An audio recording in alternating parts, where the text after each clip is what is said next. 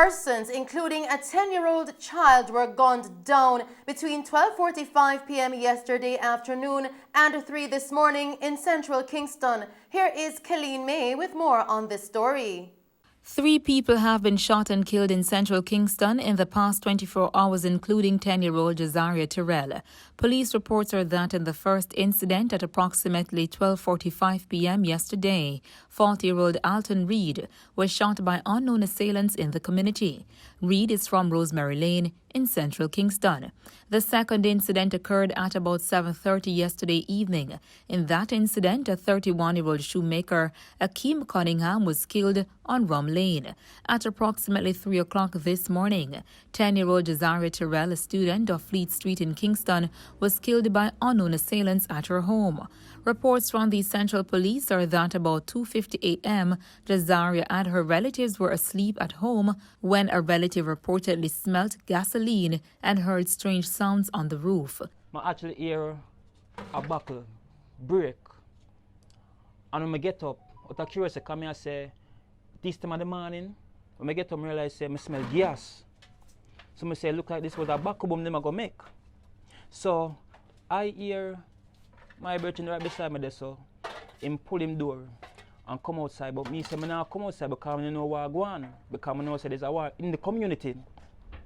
So a few minutes after that, Uncle Timmy can hear a shot same time. Shot start fire, bap bap. Look after that, I hear the mother inside the house. I say, my daughter get shot, she get shot in her bottom, she get shot. And like the brother say, come on, take her up now. And that mother say, we can't take her up no, because I think she was in fear. I said the government probably outside same way. So him say, no man, come on, do it now. And then pull the door. So me just pull my door same time and say me I come assist in any way me can help. But me see him carry her up, lift up the daughter, and carry her, go in the car and him say, yo, go shut up my door for me because I have my money in there. So by the time him come back, because 2 police cars come up at the same time and I ask up a question, what go on and I show them if the pencil and what occur and them little thing. When him come back now, him said the little girl dead. Investigators are appealing to members of the community or anyone with information in regards to the shooting death of Jazaria to come forward. Meanwhile, residents lament that the bloodshedding needs to end. We know, say, in a lot of communities, the young men don't really have no fear for police because police deal with them a certain way. Police them deal with them a way so they don't really like them.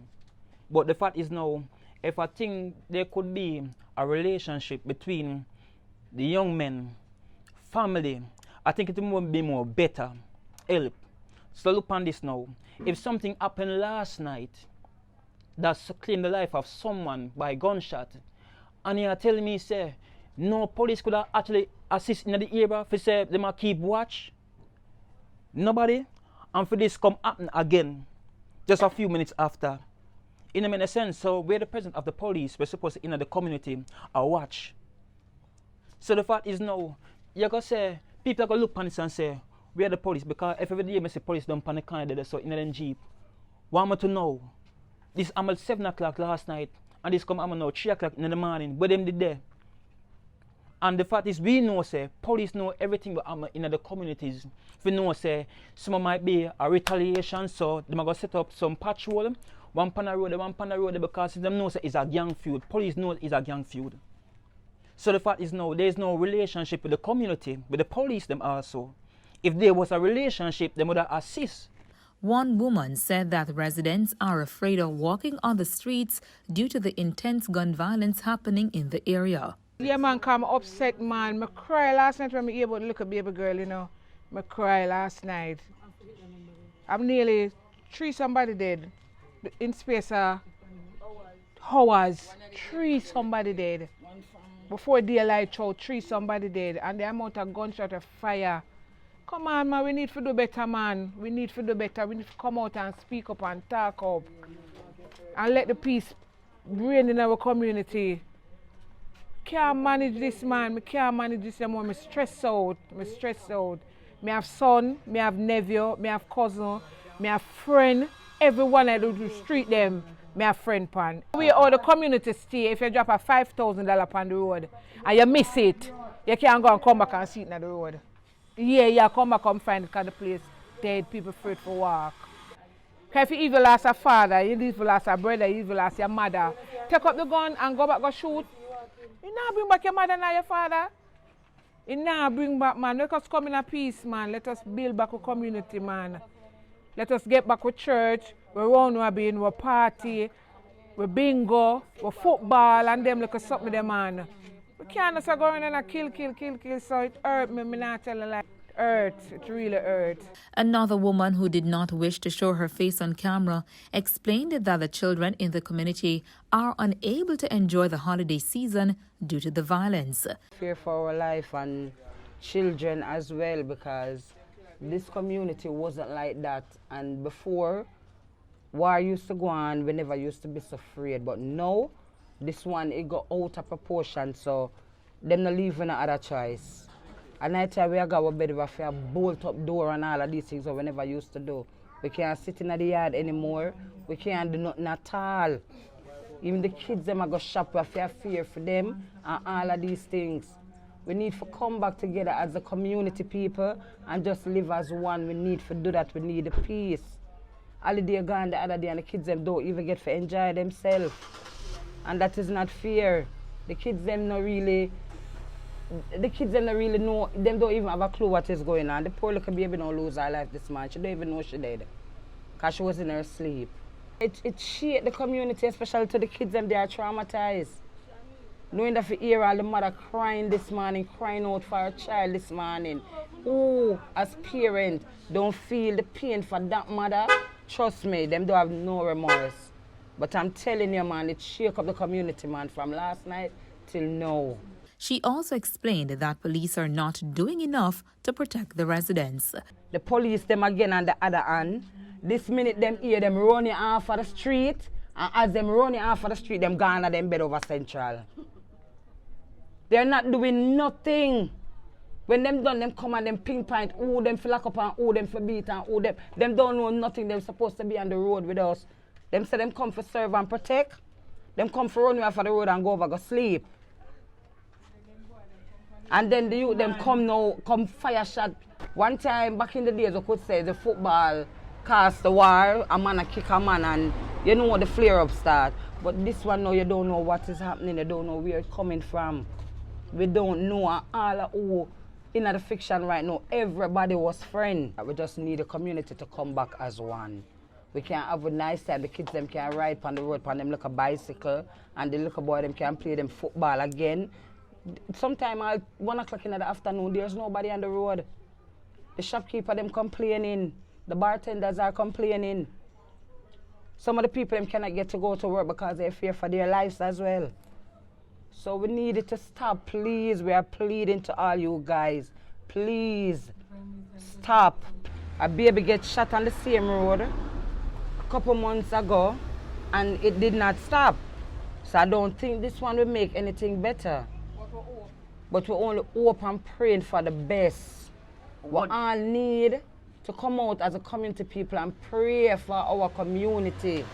We need to do so. Reporting for Mello TV News, I'm Colleen May. Thank you, Colleen, for that report.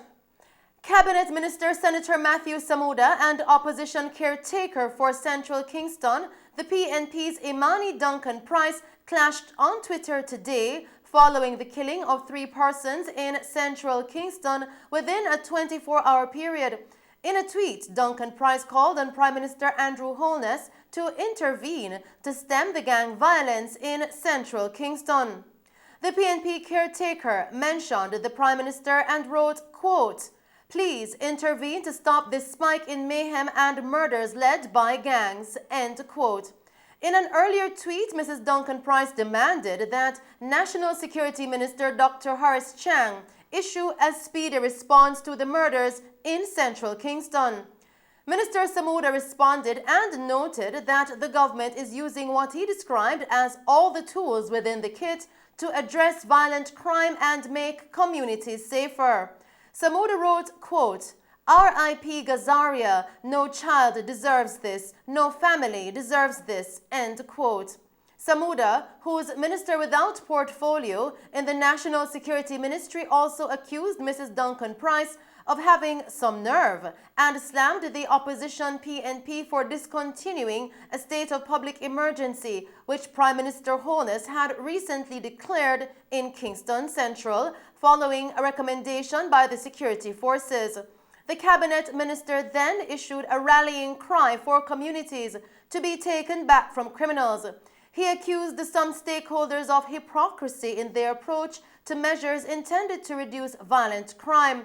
The opposition received criticism earlier this year for discontinuing states of public emergencies in several police divisions, including Central Kingston. The killings in Central Kingston are believed to be due to gang violence. In other news tonight, Vice Chairman of the National Road Safety Council, Dr. Lucian Jones, says this year's total road fatalities, which stood at 473 up to Tuesday, is most disturbing. Jamaica last year recorded 433 road fatalities and 440 in 2019. A third of the road fatalities this year, 154, occurred during curfew hours. Earlier in the year, head of the Mona Geoinformatics Institute, Dr. Paris Layou Ayi Jr., had projected that the road fatalities would fall between 435 and 472 this year. Now the island saw a historic 434 road deaths recorded in 1993. The last time the country recorded fewer than 300 road deaths was in 2012, when 256 persons lost their lives in motor vehicle accidents. For that reason, Jones said the current statistics were not surprising.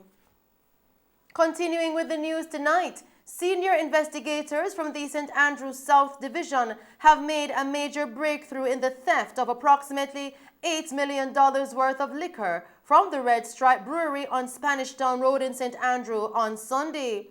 The police say between 1 and 2 a.m., 4 men allegedly entered the premises, gained access to the warehouse, tied up a security guard who was on duty, and stole 1,440 cases of Red Stripe beer and Dragon Stout.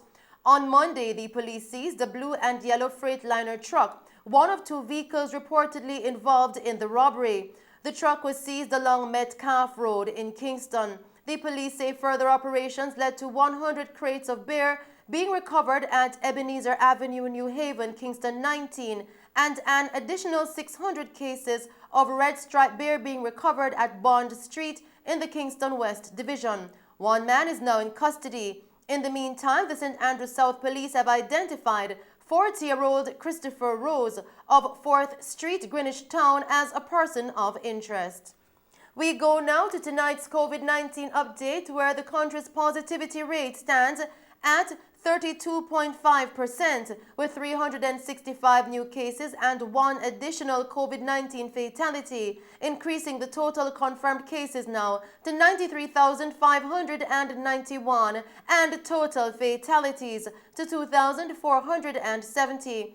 The deceased is a 50-year-old male from Kingston and St. Andrew who died on December 28. Meanwhile, of the new cases, 202 are women and 163 are men, ranging in age from 4 days to 88 years. In tonight's COVID-19 parish breakdown, Kingston and St. Andrew recorded 293 cases. St. James recorded 25 cases. St. Catherine, 21 cases. Portland recorded 6 cases. St. Mary and Clarendon recorded 5 cases each. Manchester recorded 4 cases. St. Thomas recorded 3 cases. Westmoreland recorded 2 cases. St. Elizabeth recorded 1 case, while Trelawney, St. Anne, and Hanover had no cases on record for the period. In the meantime, there were 66 additional recoveries, increasing the total of recovered persons now to 65,508. In the meantime, Minister of Health and Wellness Dr. Christopher Tofton says he is concerned about the drastic climb in Jamaica's COVID-19 positivity rate. Dr. Tofton today disclosed that the rate has moved from an average of 8.8% last week to an average of 21% so far this week. He also expressed concern about the hike in the country's reproductive rate, which is now at 2.2%. Dr. Tufton also noted that imported cases form the majority of positive infections, with members of the diaspora who came to Jamaica over the Christmas season carrying the largest percentage. 80% of the positive cases are in Kingston and St. Andrew, the Health and Wellness Minister stated, while he lamented that the country is moving in the wrong direction. Still tonight, Jamaica has reduced the isolation period for COVID-19 positive persons who return a negative PCR test on day 5 of the 10-day confinement. Minister of Health and Wellness Dr. Christopher Tufton announced the change this morning during a presentation of 5,000 COVID-19 home test kits to tourism workers at the Montego Bay Convention Center in St. James. The change falls in line with recent recommendations by the United States Centers for Disease Control and Prevention, CDC. U.S. health officials on Monday cut isolation restrictions for asymptomatic Americans who catch the coronavirus from 10 to 5 days and similarly shortened the time that close contacts need to quarantine. CDC officials said the guidance is in keeping with growing evidence that people with the coronavirus are most infectious in the 2 days before and 3 days after symptoms develop. Continuing with the news tonight, Minister of Finance and the Public Service, Dr. Nigel Clark, has praised healthcare professionals who have been working on the front line of the national coronavirus COVID-19 response program. Dr. Clark highlighted the work of representatives of the Nurses Association of Jamaica, NAJ, Jamaica Medical Doctors Association, JMDA, and Jamaica Midwives Association, JMA, in particular, to whom he expressed heartfelt gratitude for the amazing response to the pandemic that the members have undertaken this year. He said Jamaica's health system has experienced an unprecedented crisis sparked by the pandemic, which he noted also precipitated significant economic fallout. And that's our news package for you tonight. Thank you for tuning in to Mello TV Evening News at 8. I am Shelley Hill. Do stay safe and pleasant viewing.